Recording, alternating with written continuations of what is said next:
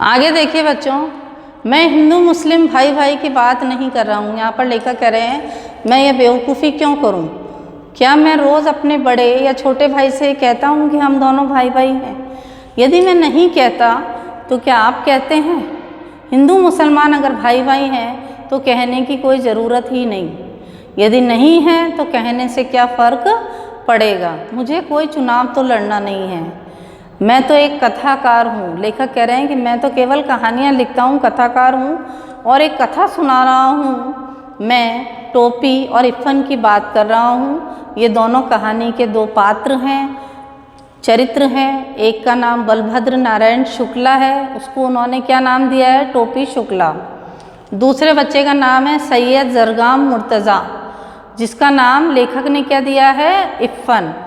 एक को टोपी कहा गया है और दूसरे को इफ़न। इफ़न के दादा और परदादा बहुत प्रसिद्ध मौलवी थे। काफिरों के देश में पैदा हुए, काफिरों के देश में मरे, परंतु वसीयत करके मरे कि लाश करबला ले जाई जाए। करबला एक पवित्र स्थान है मुस्लिमों का, जहाँ पर ले जाई जाए। उनकी आत्मा ने इस देश में एक सांस तक नहीं ली।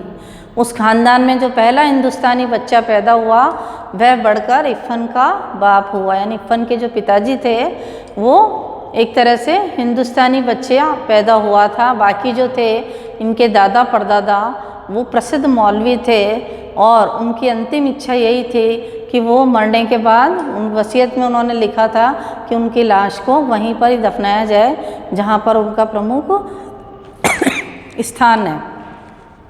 जब इफ़न के पिता सैयद मुर्तज़ा हुसैन मरे तो उन्होंने यह वसीयत नहीं की कि उनकी लाश करबला ले जाई जाए। वह एक हिंदुस्तानी कब्रिस्तान में ही दफन किए गए। इफ़न की परदादी भी बड़ी नमाजी बीवी थी। करबला, नजफ़, खुरासान, काज़मैन और जाने कहाँ कहाँ की यात्रा करके आई थी।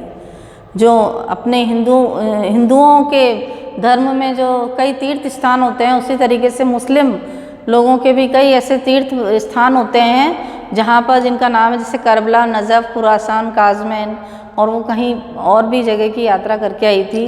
परंतु जब कोई घर से जाने लगता तो वह दरवाजे पर पानी का एक घड़ा जरूर रखवाती और माश का सदका भी जरूर उतरवाती। यानी माश का सदका यानी उसकी नज़र भी उतरवाती। और कोई भी किसी भी प्रमुख काम के लिए जाता तो वो वहाँ पर सामने उसके घड़ा रखवाती थी, पानी से भरा हुआ घड़ा। इफ़न की दादी भी नमाज रोज़े की पाबंद थी, परंतु जब इकलौते बेटे को चेचक निकली तो वह चारपाई के पास बैठकर एक टांग पर खड़ी हुई और बोली, माता मोरे बच्चे को माफ़ कर दो। आगे देखिए बच्चों,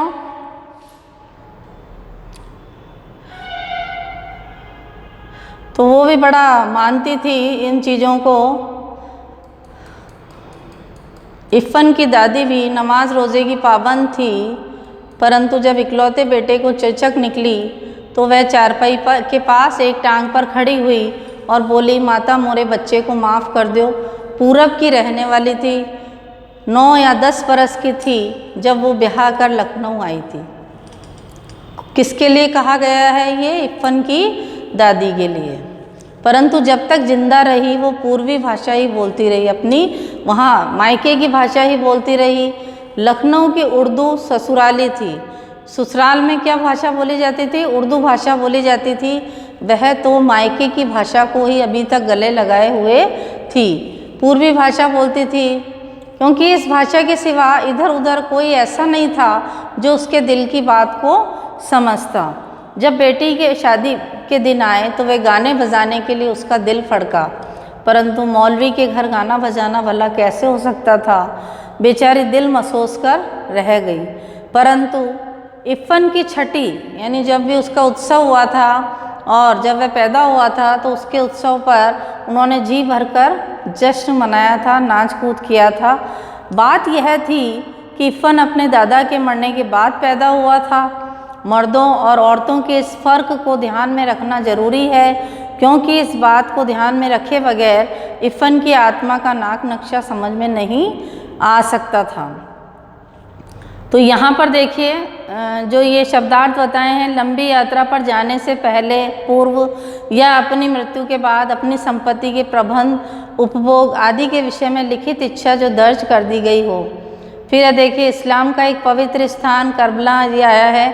नियमित रूप से नमाज पढ़ने वाला नमाजी, एक टोटका यानी उसको कहा गया है इसमें सदका, एक संक्रामक रोग जिसके लिए आया है चेचक रोग, जिसमें बुखार के साथ पूरे शरीर पर लाल दाने निकल आते हैं, जिसे शीतला भी कहा जाता है।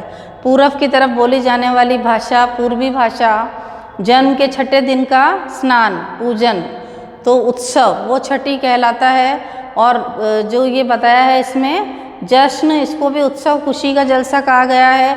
और नाक नक्शा यानी रूप रंग, क्योंकि इसमें कहा गया ना, बात यह थी कि इफ़न अपने दादा के मरने के बाद पैदा हुआ। मर्दों और औरतों के इस फ़र्क को ध्यान में रखना जरूरी है, क्योंकि इस बात को ध्यान में रखे बगैर इफ़न की आत्मा का नाक नक्शा समझ में नहीं आ सकता था। आगे देखो